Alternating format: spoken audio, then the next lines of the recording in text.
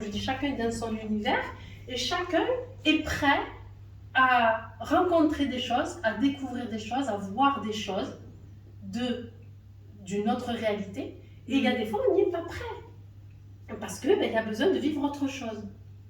Donc c'est pour ça qu'il n'y a vraiment pas à juger qui que ce soit. Parce que si on avait vécu la même vie que cette personne-là, mais que certainement on ferait la même chose. Donc plutôt que de regarder et de penser à là, c'est plutôt à soi-même. Est-ce que ce que je suis en train de vivre, ça me donne de la joie? Moi je suis beaucoup là-dedans aujourd'hui. Est-ce que ça me donne de l'élan de joie ou pas? Si ça ne me donne pas l'élan de joie, je ne fais pas.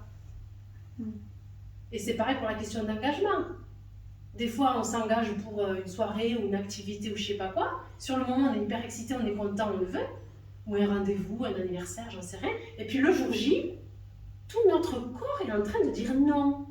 Parce qu'on développe aussi cette écoute du corps et des émotions et tout ça, à sentir.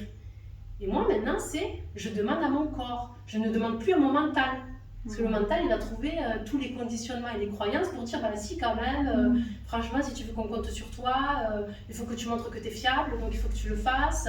Mais une fois, on est beaucoup à avoir fait ça. Et maintenant, c'est mon mental, je te mets de côté, mon corps, parce que c'est une intelligence, une grande intelligence, le corps. C'est un véhicule, comme on appelle ça dans la spiritualité.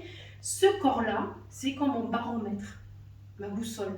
C'est mon corps qui me dit ce qui est bon pour ce corps ou ce qui n'est pas bon, ce qu'il veut ou ce qu'il ne veut pas. Il faut juste que je sois à l'écoute de ça et de mon intuition.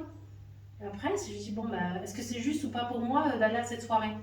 Juste à mon corps. Mon corps, il va se balancer, oui, non. Le oui, c'est devant pour moi et le non, c'est derrière. Je dis, ok, c'est non.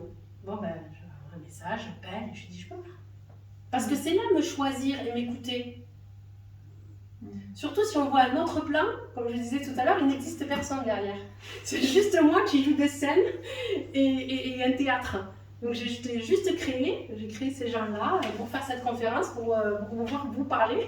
Mais en fait, je me parle à moi-même. Donc c'est pareil, les anniversaires, les soirées, les mariages, ou tous ces trucs où on s'engage, c'est juste pour aller tester.